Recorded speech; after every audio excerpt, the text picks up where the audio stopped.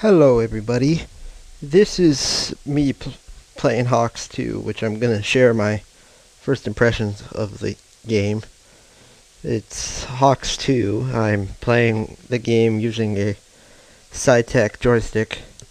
The first thing I noticed about the game was the fact that you actually have to change your controller settings to the SciTech. And the taxiing, for whatever reason, my joystick has not been working with the taxiing, but everything else is pretty much the same controls as the first Hawks. And the achievements are all, from what I've seen, some of them are more related to online play, but that's just my observation. I'm not sure if it's actually true.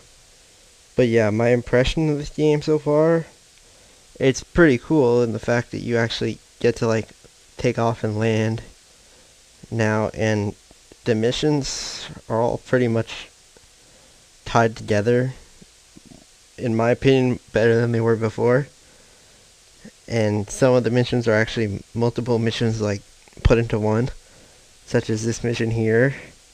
You started off marking all these targets that I'm destroying with precision bombs right now. You had to mark them with a UAV and follow this car around and listen to the phone conversations to find where to mark. But this level here, the goal was to stay above 5,000 meters because of the fact that you couldn't get hit above 5,000 meters. You had precision bombs and your guns. This part was obviously the hardest for me because I'm really bad at killing fighter jets with guns, and they escaped off the airfield, which was what I was bombing. I had to cut this. Oh no, this is just killing a helicopter with guns. Later on in the mission, I had to kill fighter jets, and I think I skipped over that part because I had to cut the mission, so I mainly just showed the beginning of the mission and the end of the mission. The end of the mission was definitely the hardest, but you'll see when you get there. As far as using a joystick with this game, the controls are amazing, and it's like real life experience. You feel like you're in the game because you're using a joystick as opposed to just a controller. I use the SciTech joystick, which I actually got at PAX. As far as this game goes, I think it's as good as I was expecting it to be from playing the first Hawks and playing this demo on the Xbox, but also playing the demo at PAX 2010 in Seattle. And that's how I got this joystick. My friend actually won it, but then I paid him like $10 for the joystick that would normally cost way more than that. And it's compatible with pretty much any air simulator on the Xbox and on the PC. I don't think it's compatible with the PS3, so I'm sure that you PS3 folks have other options. And I don't know about if you guys got to play the demo, but I'm going to assume you guys probably did, and that the game is out by now. First of all, I know this is a little late for first impressions, but I just got the game recently, as opposed to when it came out. And now we are getting to the part here where I actually have to cut, and so you're gonna miss the whole middle.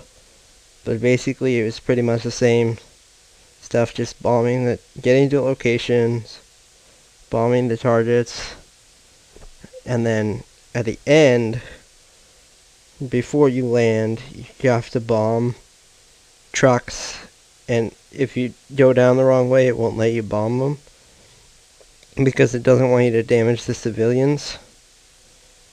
But yeah, so we're about to skip here to the landing, which I biffed really bad. It took me forever to get.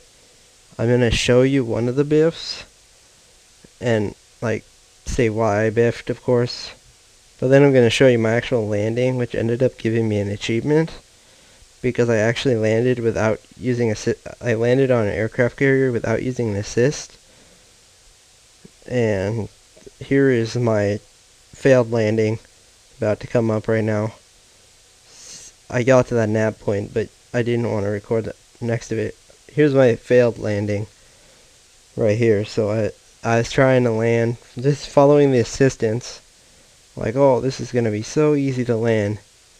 And then when I actually got to the landing, I was trying to deploy my landing gear, and it kept saying, like, plane too low and invalid and stuff, and I was like, what the heck?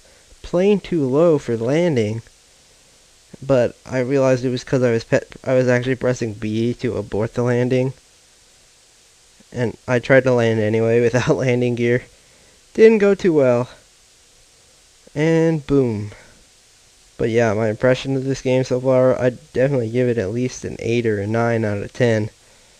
I don't think it could be much better than that.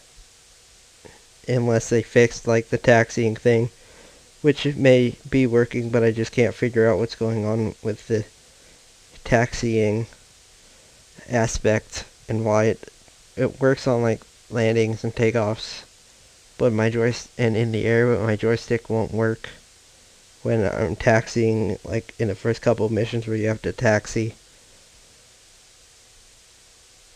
And definitely make sure you press X once, but don't press it twice, because then if you're trying to get this achievement for landing on an aircraft carrier. This is the first mission where you get to land on a carrier, and it's probably going to be the easiest to get the achievement for that reason, although it's nighttime versus day. So I got my landing gear down at 420 kilometers an hour. It's very bad landing, but I still got the achievement, and that's all that really matters. And so yeah, I guess my first impression of this game, amazing game. Definitely going to be recording some more gameplay footage of it, hopefully soon. But again, I'm probably going to have to cut stuff out of the mission because it's way too long. But please rate, comment, and subscribe, and go to my YouTube channel, Winner24211. Bye-bye.